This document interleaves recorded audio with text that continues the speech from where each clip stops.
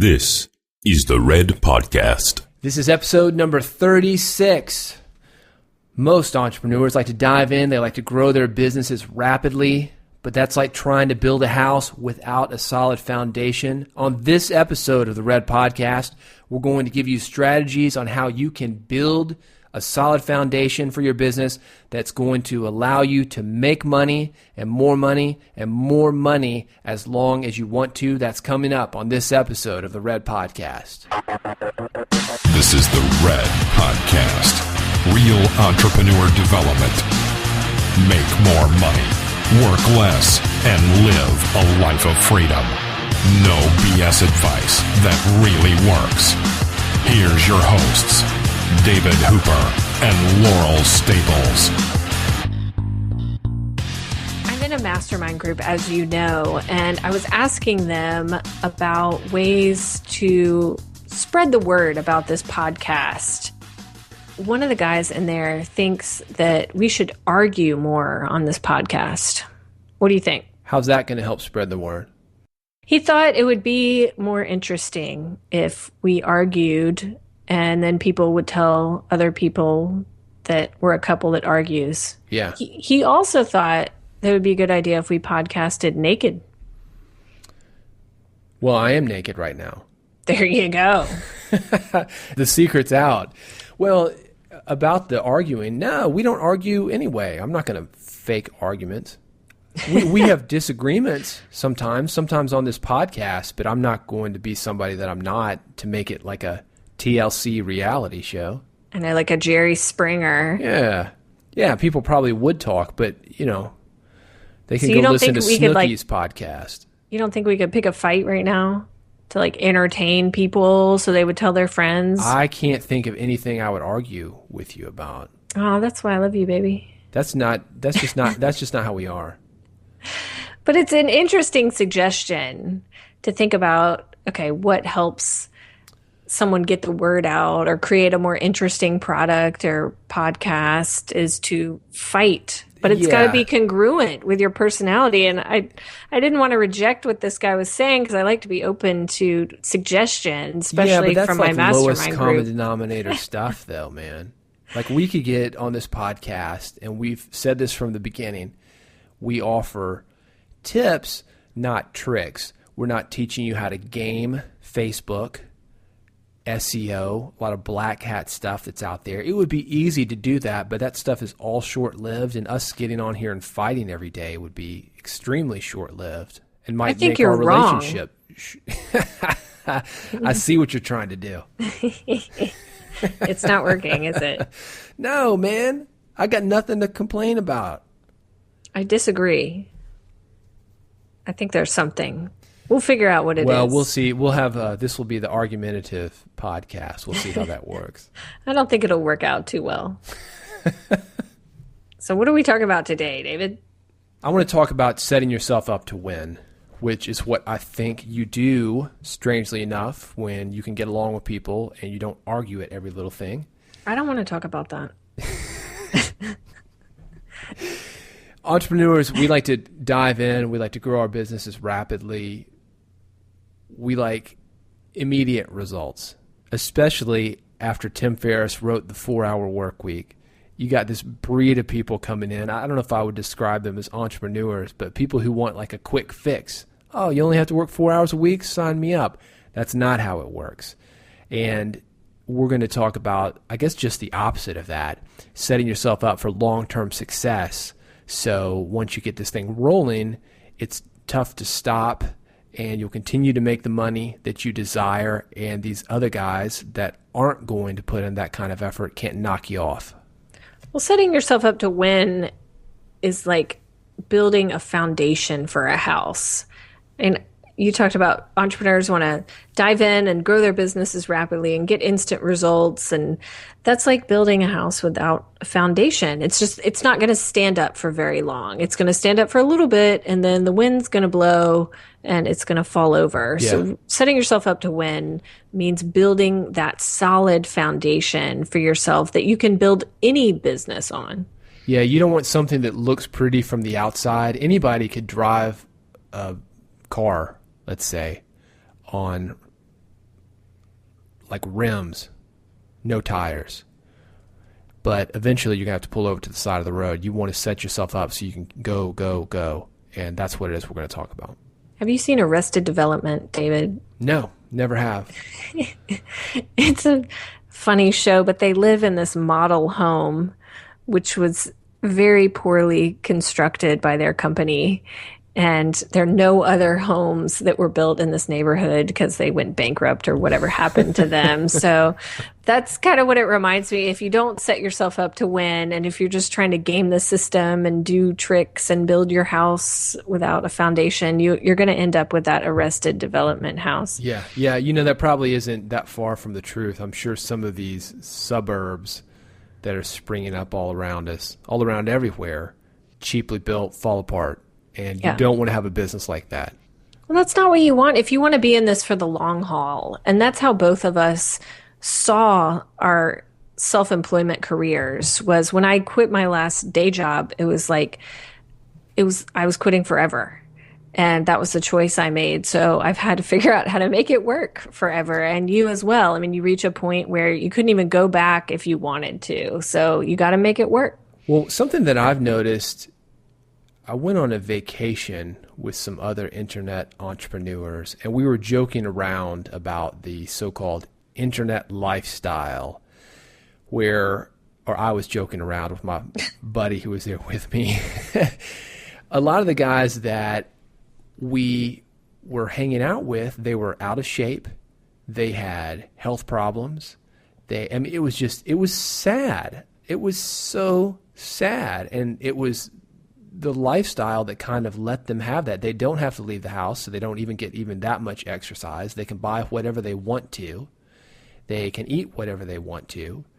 And it catches up with you one way or another. So even if you're building that solid business, we're talking about a total lifestyle of your personal life, your health, relationships, and your business, not just the business end. Because having a business without any of the other stuff, it's just not worth it.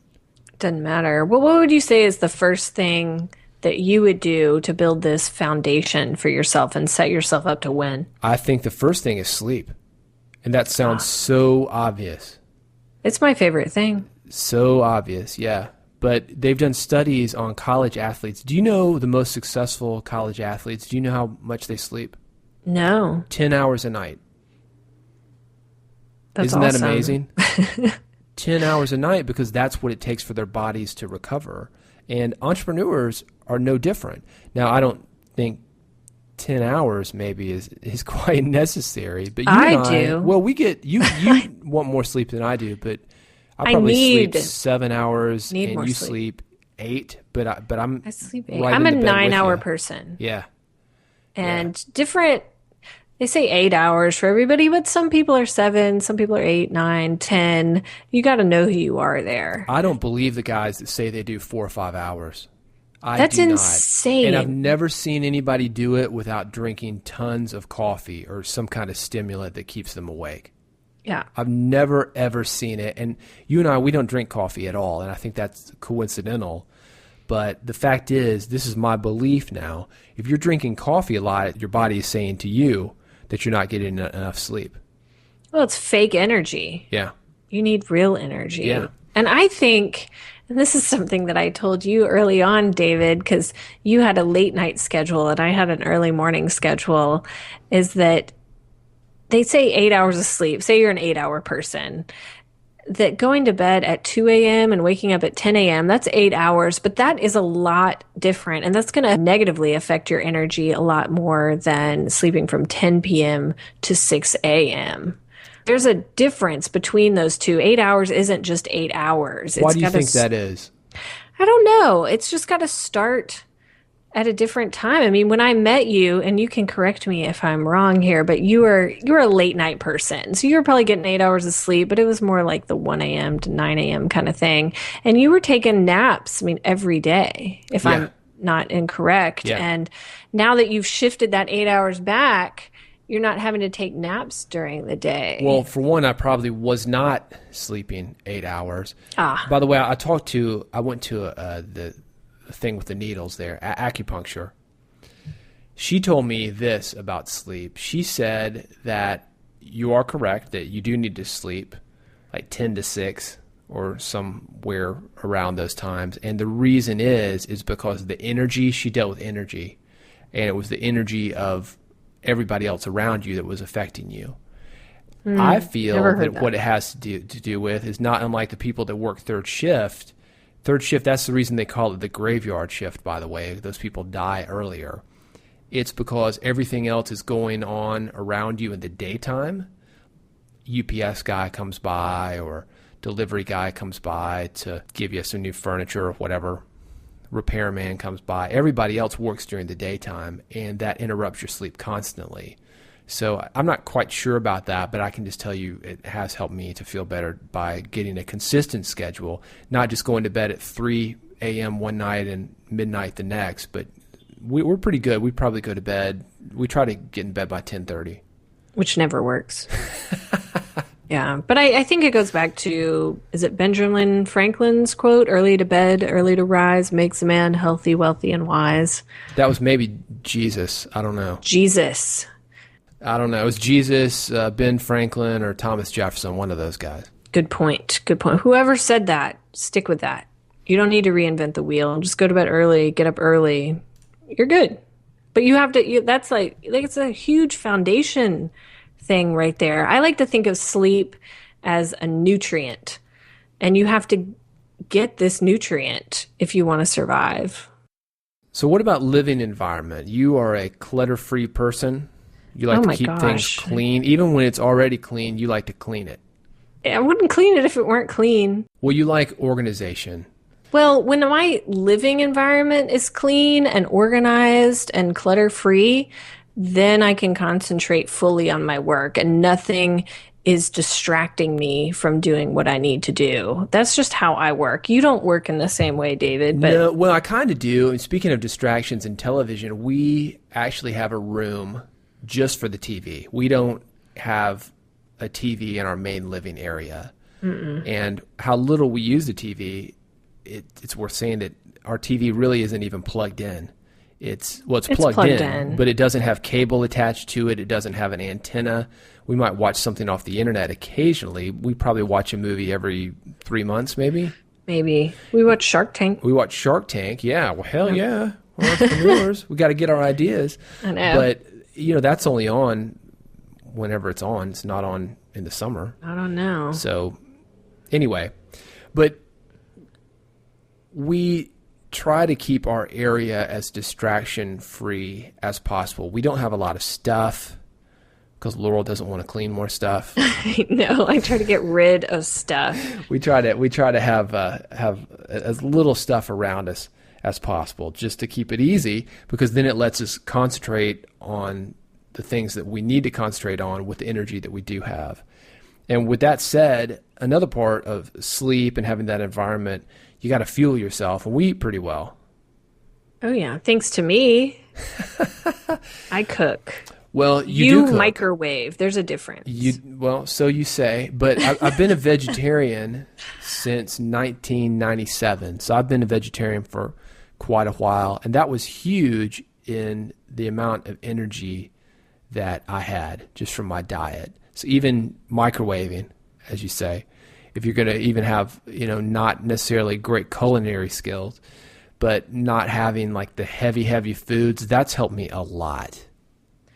Well, the thing about diet and exercise and things like that I've been a health coach. I was a health coach for many a year. And bringing those things in alignment in your life give you tons of energy. And that's what you need to run your business. You cannot be exhausted all the time and think that you are going to be able to take your business to the next level and do what you need to do with your business. And diet and exercise and what we talked about earlier, sleep, those things are what's going to help your body function well enough so that you can be the entrepreneur that you need to be and use your energy to do all this stuff that you have to do. So that's really where diet and exercise come into play. So we eat a lot of whole foods. We don't really have a diet that we follow. You go to the farmer's market a lot of greens. I think your breakfast is juice. Yeah, I'm juicing now. And then there's some kind of pulp that comes from